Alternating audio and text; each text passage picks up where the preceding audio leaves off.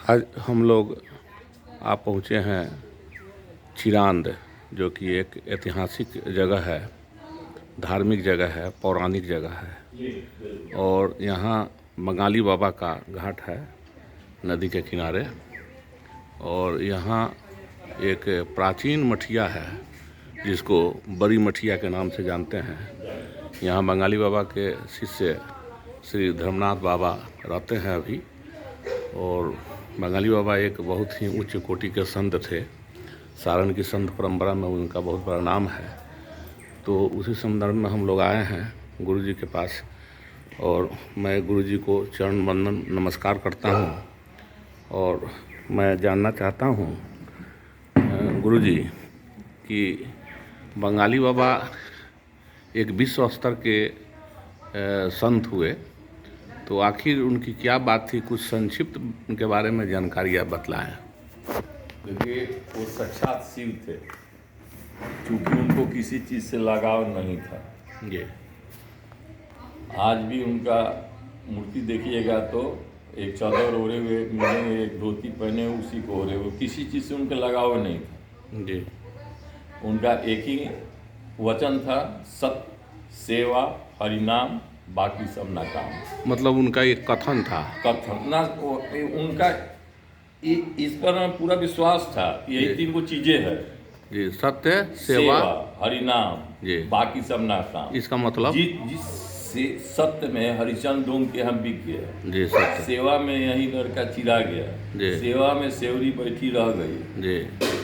और हरिनाम में पालात का जो दुर्दशा हुआ सब कोई जन्मे करता है। तीनों कठिन है। भरत जी जो खराऊं लेकर, वो तो है, सेवा में तो अनेकों है। जी जी जी। इसको जो लज्जा, घृणा, भय, ये तीन चीज आपका शरीर से जाएगा तब तीनों में से एक ही कोई पकड़ आएगा। अच्छा। घृणा, लज्जा, भय जी मिटेगा तब, जैसे मीरा लज्जा हटाई तब जाके कृष्ण से उनका ही हुआ। जी जी।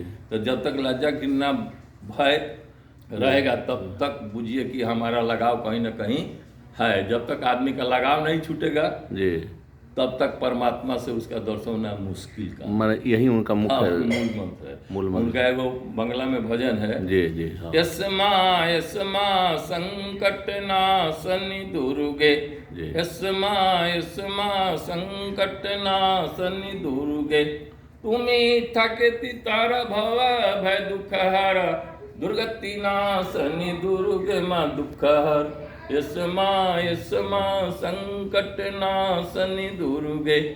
अन्न वस्त्र जिन्हें गाए, अन्न वस्त्र जिन्हें गाए, गुरु जी के भक्ति प्रेम मेरे पाए, मुक्ति प्राप्त सभी चाहे, मुक्ति प्राप्त सभी चाहे, यस्मा यस्मा संकट नाशनि दुर्गे, यस्मा यस्मा संकट नाशनि दुर्गे। यही जगत को थारटे माई छेले सब बेटे, तब ग्रह संकट दूर करो माँ भवानी, यस्मा यस्मा संकट नाशनि दुर्गे। ऐसे से बहुत भजन। यस्मा मतलब काली माँ। काली माँ, जौन माँ। अच्छा, जो माँ में काली माँ, सब माँ। अच्छा। ओ, तो ये बाबा का सब बनाया हुआ भजन है। अपना भजन बाबा का है। अच्छा अच्छा जी। और उनका मतलब वो समाधि कब हुआ था यहाँ पर? 27 सितंबर को हुआ था 2014 में। 2014 को।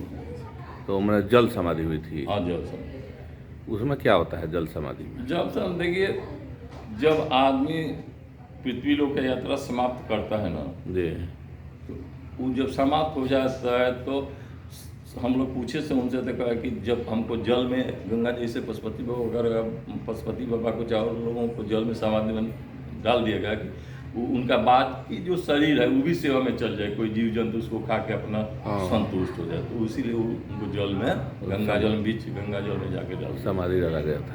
ओ, तो अभी उनके मने नाम पर बाबा यहाँ पर एक तो वहाँ बंगाली आश्रम है। ये जो मठिया है जहाँ हम लोग बैठे हैं, तो ये मठिया में उन्हीं का है। बहुत जहाँ इधर का जितना गढ़देवी माई चाहे सड़क पर एगो आई में जितना टूटा फूटा मंदिर सब बाबा बना दिए। वो बनाए हैं उन्हीं का। वही बना दिए। अब भले जो अपना उसके बाद जो लोग अपन करे, लेकिन टूटा फूटा वो वही सब पहले बना दिए। अच्छा बाबा, एगो सड़क पर था, एगो गरीब माई थी। जी। अच्छा, वो यहाँ पर उनके भक्त लोग कहाँ कहाँ के लोग हैं? बहुत दूर बक्सर के हैं, बहुत दूर दूर के। अब कहाँ तक गिना है, आसाम में हैं लोग, अच्छा। बक्सर में है, आरा में है, जयपुर में है, जोधपुर में है, कलकत्ता में, बहुत कहाँ कहाँ ना मुश्किल है। ओ, तो ये कब भक्त लोग कब आते हैं? मतलब हरजाम में तो निश्चित रूप से लोग आते हैं। कब होता है हरजाम? अब बुद्ध पूर्णिमा को होता है। बुद्ध पूर्णिमा को? हाँ, उसका भी कारण है बुद्ध पूर्णिमा का होने का कि बैसाख एकादशी को जो है ना अमृत समुद्र मंथन से निकला था जी। द्वादशी को जो है ना भगवान उसको अपने बस में लिए थे जी। त्रिदोषी को भगवान सब देवताओं को अमृत पान कराए थे। चतुर्दशी को सब राक्षस का वध किए थे। पूर्णिमा को सब देवता लोग मिलकर उत्साह मनाए थे। अच्छा। तो वही उत्साह में वो भी एक हरजाम है। वो हरजाम होता है। हाँ। उसमें और क्या क्या बने? भोजन बने, प्रसाद सब भंडारा होता है वो। हाँ। फिर गुरु पूर्णिमा को फिर बाबा का अपना भंडारा, कुआर पूर्णिमा को। हाँ। फिर अष्टमी होता है, फिर छठियार, अनेकों जग प्रयोजन होते रहता है। जी जी। हाँ। काफी दूर दूर से लोग भक्त लोग आते हैं। बहुत दूर दूर से लोग आते हैं और सब लोग श्रद्धालु अपना लगे रहते हैं। जी जी। अब आप मठिया की तरफ से किसी को तकलीफ नहीं देखा जाता है, किसी को चादर, कम्बल, साड़ी, कमीज, धोती, ये सब वितरण होते रहता है। जी। अच्छा बाबा, आप मैंने बाबा के संपर्क में कब आए थे? कुछ अपने बारे में बताइए। देखिए 67 में बाबा हमारे घर जाते थे। अच्छा। राघु बाबा के मंदिर था, वहाँ भी जाते थे। कौन गांव बाबा आपका घर है? दफ्तरपुर। अच्छा, तो वहाँ जाते थे घर पर हमारे जाते थे। जी जी जी। बाबूजी से हमारा बारह लगाता था क्योंकि बाबूजी विद्वान टाइप के आदमी थे जी। तो उसके बाद वही बाबूजी से कहे कि भाई 6 गो लड़का है, एगो तो कम से कम भगवान में लगा दो। हमसे कहे कि जो शरीर दिया उसी में लगा दो। हम लाख प्रयत्न किए, लेकिन हम जाल में जिसे मछली फंस जाता है ना, उसी तरह से हम बाबा के शरण में आ गए। उस मैंने उनका अंदर चुंबकत्व माने उनका प्रभाव पड़ गया जी। प्रभाव जी। तो वो सुनते हैं बाबा कि वो कभी कभी समाधि में लग जाते थे एकदम बिल्कुल। हाँ, वो भजन गाते थे तो समाधिष्ट हो जाते थे। समाधिष्ट? हाँ, तो कान में सिद्ध मंत्र बोलना पड़ता था समाधि खोलने। मैं समाधि में क्या हो जाता था उनको? मैंने क्या होता था? माने शुद्ध बुद्ध खो देना। शुद्ध बुद्ध खो जाता था। नाक से मुंह से गाद जैसा गिरने लगता था। अच्छा। पार्टी जोन छपरा में भी हो रहा था, एक बेर भागवत का था, उसमें भी हो गया था। यहाँ भी हरजाम में। तो फिर वो कैसे फिर ठीक होता था? बोले ना, सिद्ध मंत्र उनके कान में बोला जाता है। अच्छा, तो उसके बाद फिर अपना नॉर्मल स्थिति में आया था। हाँ, फिर ना आ जाते तो पर्सन को नहाना फिर से पड़ता है। जी जी। मतलब एक प्रकार के योगी थे वो। देखिए, योगी तो अनेकों है। एक तो योगी है कि आज भी कृष्ण के जो बांसुरी है उसका आवाज भी सुन लेता है। और एक योगी है जो सीधा परमात्मा से उसका कनेक्शन है। योग्य ईश्वर, जो अपना योग साधना से ईश्वर को कनेक्ट करके उसी में विलीन हो, उसको योगी कहते हैं। सबको योगी नहीं कहते हैं। अच्छा। जी जी। अच्छा महाराज, देखिए साधु। हाँ जी। साधु का सरल होता है सरल स्वभाव। अच्छा, उसको साधु कहते हैं। छल प्रपंच निंदा अपवाद से परे वो साधु हुआ।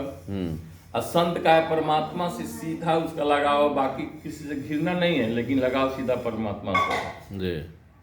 समझे कि नहीं? संत है, संत हो गए। हाँ। आज जो मंत्र पर पूरा उसका विश्लेषण है, मंत्र को पूरी तरह से वो अपने मुट्ठी में रखा हुआ, उसे मुनि कहते हैं। मुनि।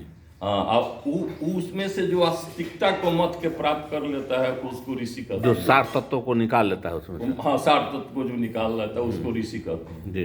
फिर महर्षि कौन होता है? फिर वही ऋषि बात है। ऋषि एगो महर्षि होते हैं ना? महर्षि बोले से ऋषि। हाँ। उसमें जो होता है ना, एगो ब्रह्म ऋषि होता है। अच्छा, आप महर्षि भी बोल सकते हैं। हाँ, ब्रह्म ऋषि। जैसे ना होता है किसी से MD प्राप्त करना। हाँ हाँ हाँ। और इस सब पर जिसका माने पूर्ण अनुभव, एक्सपर्ट बुझिए, एक्सपर्ट है। हाँ जी। वो ब्रह्म ऋषि हुआ। वशिष्ठ ऋषि का नाम उसमें पहले आता है। वशिष्ठ ऋषि ब्रह्म ऋषि थे। ब्रह्म ऋषि थे। विश्वामित्र ऋषि थे कि नहीं? ना, बाद में हुआ। देखिए, वो क्षत्रिय थे। तो बार बार आके कहते थे, लेकिन ब्रह्म ऋषि वशिष्ठ जी नहीं कहते थे। तो उनको पारापारी करके 100 पुत्र को वो काट दिया। कौन? विश्वामित्र अच्छा, वशिष्ठ ऋषि के। वशिष्ठ मिश्र के। तब लास्ट में भी उनको क्रोध नहीं आया, जब गोड़ पर गिर गया। ओ। जब गोड़ पर गिर गया ना, तब कहा कि अब तुम ब्रह्म ऋषि हो गए। अच्छा, बना अहंकार शून्य हो गया। अहंकार सुन के। अहंकार शून्य हो गया तो इसका मतलब वो ब्रह्म ऋषि थे, वो जानते थे कि इसका तो यही नतीजा होने वाला है, जी, जी। यही होने वाला था, जी, जी। इसलिए उनको किसी तरह का गम पुत्र का नहीं था। जी जी जी इसको ब्रह्म ऋषि हो। जी। चलिए महाराज जी, बहुत बहुत जय राम। जय जय राम। आगे एक बार प्रेम से बोलिए बंगाली बाबा की जय, धर्मनाथ बाबा की जय।